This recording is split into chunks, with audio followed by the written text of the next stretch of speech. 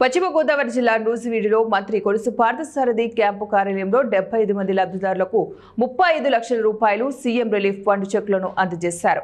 ఈ సందర్భంగా మంత్రి వారి యోగక్షేమాలను ఆరోగ్య పరిస్థితిని అడిగి తెలుసుకున్నారు. అనంతరం మంత్రి మాట్లాడుతూ రాష్ట్ర అభివృద్ధి సంక్షేమమే దిశగా కూటమి ప్రభుత్వం పనిచేస్తుందని, ఇటువంటి మంచి ప్రభుత్వాన్ని అన్ని వర్గాల ప్రజలు ఆశీర్వదించాలని కోరారు.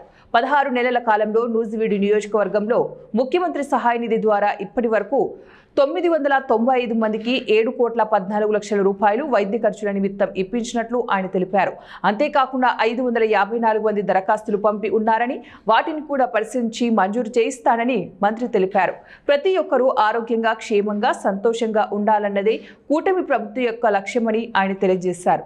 ప్రభుత్వం ఏర్పడిన తర్వాత ప్రజలకు అందించే సంక్షేమ కార్యక్రమాల గురించి, చేకూర్చిన లబ్ధి గురించి ఆయన వివరించారు. 995 మందికి 7,13,41,840 రూపాయలు వారి వైద్య అవసరాల కోసం ముఖ్యమంత్రి గారు మానవతా దృష్టితో హాస్పిటల్స్లో ఆరోగ్యశ్రీ అవకాశం ఉన్నా కూడా పేదవాళ్ళు వారి వైద్యం కోసం ఆస్తులు తాకట్టు పెట్టాల్సిన పరిస్థితి వస్తుంది. ఆర్థికంగా బలహీనంగా ఉన్న వాళ్ళు అప్పులు పాలైపోతా ఉన్నారు. వారి ఆర్థిక ఇబ్బందుల మూలంగా మంచి వైద్యాన్ని అందుకోలేకపోతున్నారు. వీటన్నిటిని దృష్టిలో పెట్టుకుని ప్రభుత్వం తరఫున ముఖ్యమంత్రి గారు వ్యక్తిగతంగా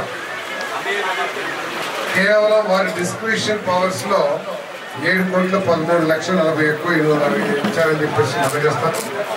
మరి నూజివీడు నియోజకవర్గ ప్రజలందరి తరఫున కూడా గొప్ప మానవతావాదైన చంద్రబాబు నాయుడు గారికి ఈ సహాయాన్ని మేము ఎవరూ మర్చిపోము సార్.